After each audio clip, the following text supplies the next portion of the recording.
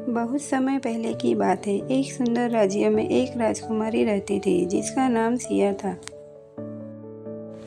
वह न केवल रूप से सुंदर थी बल्कि बुद्धिमान, दयालु और साहसी थी।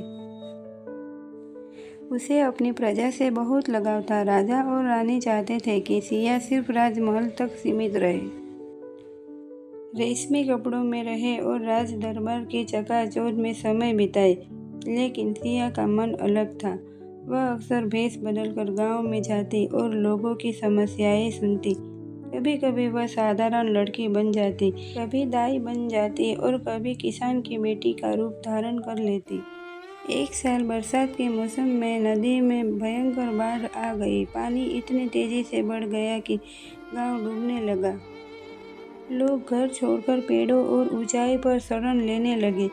राज दरबार में अफरा तफरी मच गई। मंत्री, सैनिक और राजा सब चिंता करने लगे कि क्या किया जाए, पर किसी की हिम्मत नहीं थी कि बाढ़ संग्रस्त क्षेत्रों में जाकर लोगों की मदद करे।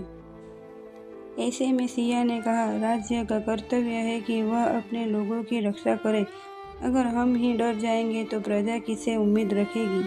राजकुमारी सिया ने सैनिकों और नाविकों की टुकड़ी तैयार की। वह खुद नाव पर बैठी और डूबते गांव को बचाने के लिए निकल पड़ी।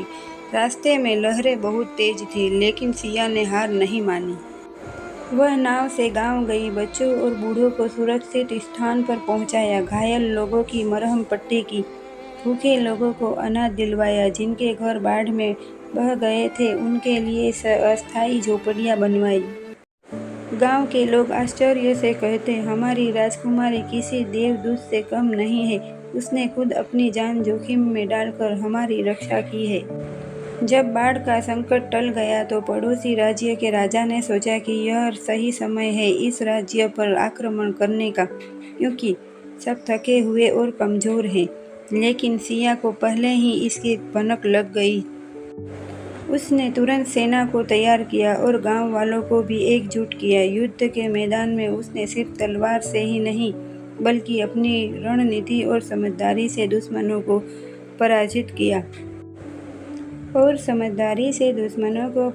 कर दिया। जब राज्य में पूरा तरह सुरक्षित हुआ तो राजा और रानी को अपनी बेटी पर गर्व हुआ।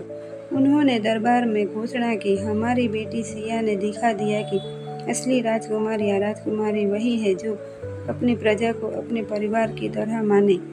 रूप और शान को कोई मतलब नहीं, सच्चा राजसी गुण है समझदारी, साहस और दया। उस दिन से राजकुमारी सिया को लोग सिर्फ राजकुमारी नहीं बल्कि जनता की रक्षक कहने लगे। इस कहानी से हमें यह समझने को मिला कि सच्ची सुंदरता इंसान की बुद्धि, दया और साहस में होती है।